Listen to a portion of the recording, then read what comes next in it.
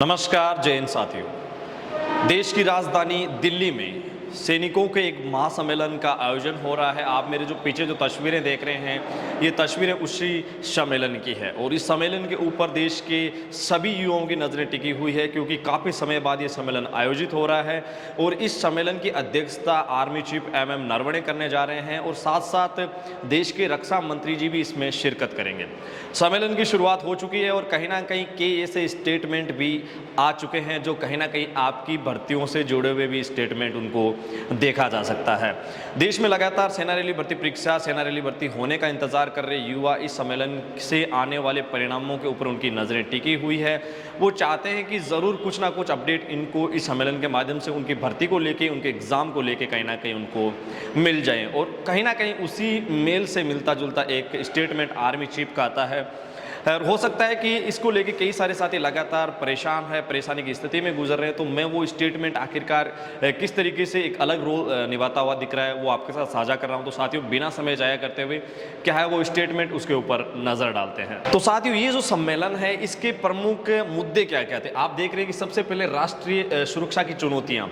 ये आर्मी का बड़ा सम्मेलन है और ये आपको पता होना चाहिए कि COS chief of army staff level के सम्मेलन में राष्ट्रीय सुरक्षा की चुनौतियां का मुद्दा हमेशा इंपॉर्टेंट रहता ही रहता है।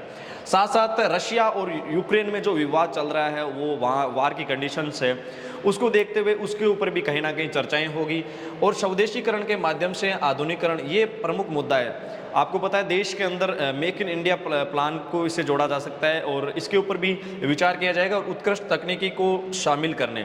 ये जो तकनीकी वर्ड है ये आपकी आर्मी भर्तियों से, आपकी भर्तियों की संख्या से जुड़ा हुआ एक अलग रोल निभाता हुआ यहाँ नजर आ रहा है। और यहाँ इंपॉर्टेंट आपके लाइक अगर मुद्दा बनता है तो वह क्षमता की कमी का विश्लेषण। जी हाँ, भारत के नियंत्रक एवं महालेखा परीक्षक ने एक रिपोर्ट पेश की थी। इस रिपोर्ट में दावा किया गया था कि इतना बड़ा आबादी वाला देश आखिरकार सैनिकों की कमी से जूझ रहा है और कहीं ना कहीं उस रिपोर्ट के ऊपर अगर जरा सा भी गौर किया जाएगा तो ये क्षमता की कमी का विश्लेषण होगा। अब आर्मी चीफ का जो कल एक बयान आया है, जब आर्मी के जितने भी सोशल नेटवर्क है उनके माध्यम से जो बयान है वो मैं आपके साथ साझा करता हूँ। साथियों, आप देख रहे हैं कि आर्मी चीफ ने एड्रेस करते हुए ये जो तस्वीर है ये आपने देखी होगी, ट्विटर पे है, लाइक इंस्टाग्राम, फेसबुक सब जगह। और यहाँ मुख्य तौर पे अगर आप ध्यान देंगे तो आप इस बयान को पढ़ लीजिए। ये लिखा हुआ है, chief of army staff said that we must continue to strive to move from a manpower intensive to a technology oriented army and get the technological empowered and enabled. सब साथी इस बात को ज़्यादा हावी कर रहे हैं कि यहाँ मैन पावर कम करने की बात कही जा रही है। मुझे लगातार सोशल मीडिया पे मैसेज आ रहे थे, मेल आ रहे थे और मुझे इसके ऊपर वीडियो इसलिए बनाना पड़ा क्योंकि ये जो पहले दिन का इस सम्मेलन से जो भी अपडेट आ रही है वो आपके साथ साझा करना बेहद ज़रूरी था। अब इस स्टेटमेंट का जो मेन स्टेटमेंट है इसकी आपको हिंदी में भी मैं आपको बता देता हूँ। उन्होंने लिखा है कि हम एक गहन जनशक्ति से एक प्रौद्योगिकी उन्मुख सेना में जाने और तकनीकी रूप से सशक्त और सक्षम होने के लिए प्रयास करना जारी रखना चाहिए।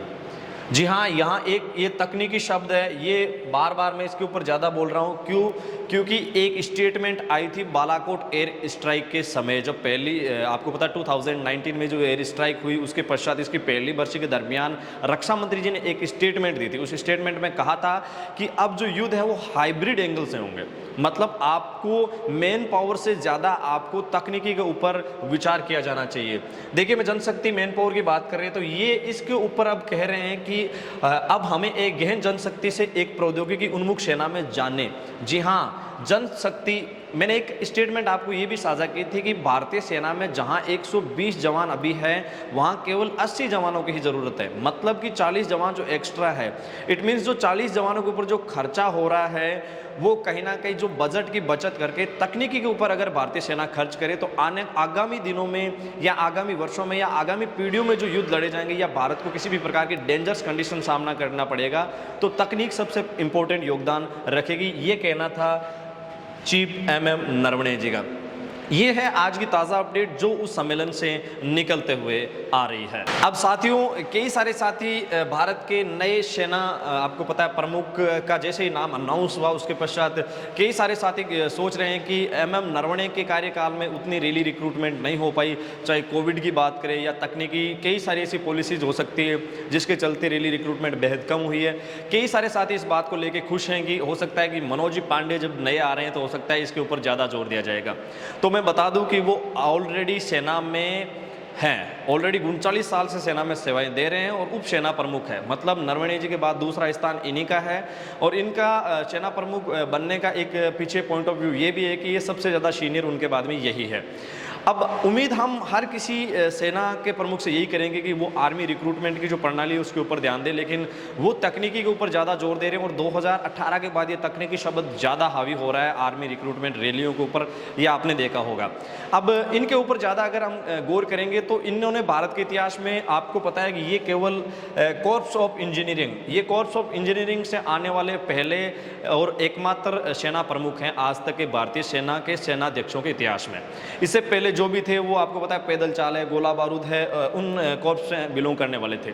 साथ साथ जीके का इंपॉर्टेंट क्वेश्चन यही है कि ये कॉर्प्स ऑफ इंजीनियरिंग से बिलोंग करते हैं, साथ साथ 29वें सेना प्रमुख है। ये ऐसा क्वेश्चन हो सकता है आने वाले आर्मी एग्जाम में आपको देखने को मिल सकता है और 39 साल की सेना का अनुभव है।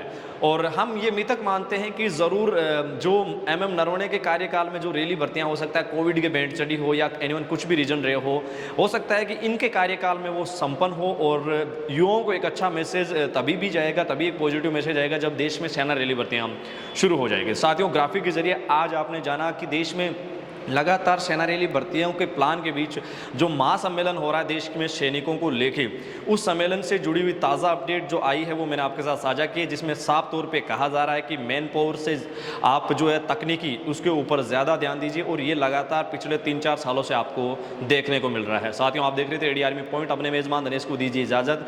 मिलेंगे एक और ताज़ा सटीक वीडियो के साथ। वीडियो के अंत तक बने रहने के लिए आपका दिल से शुक्रिया और आपसे गुजारिश है कि इस वीडियो से रिलेटेड किसी भी प्रकार के आपके सुझाव हो हमें कमेंट सेक्शन, इंस्टाग्राम हैंडल या मेल के माध्यम से जरूर अवगत करवाएं, क्योंकि आपके सुझावों को हम डिफेंस एक्सपर्ट, सैन्य मामलों के जानकारों के साथ साझा करने के पश्चात उसके ऊपर सटीक अपडेट आप तक वापस पहुंचाने का प्रयास करते हैं। वीडियो के अंत तक बने रहने के लिए आपका दिल से शुक्रिया। मिलेंगे एक और ताज़ा वीडियो के साथ, तब तक के लिए जय हिंद, जय भारत, धन्यवाद।